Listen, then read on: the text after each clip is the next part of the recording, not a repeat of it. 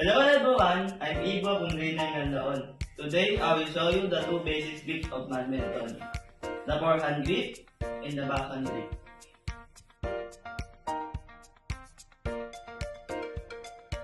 How do you hold the proper forehand grip? First, hold the string area with your non-racket hand and slide down until you hit the handle of the racket. Second, close your three finger and touch your thumb on your middle finger. Third, your hand should form a V shape within the middle of the racket. Don't hold too tight. Grip should be relaxed and tight only within the impact. Make sure the palm should be not extended below the handle.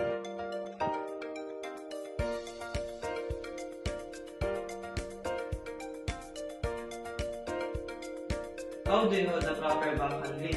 First, rotate your racket in the horizontal face. Second, place your thumb on the wider part of the racket. Apply a pinching grip. Third, the index and the thumb are in the same level. Keep it balanced. The palm should not extend below the handle. Don't hold too tight. Grip should be relaxed and tight only within the impact. Make sure the palm should be not extended below the handle.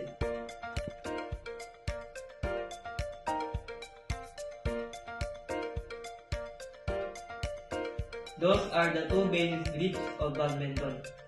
The forehand grip and the backhand grip.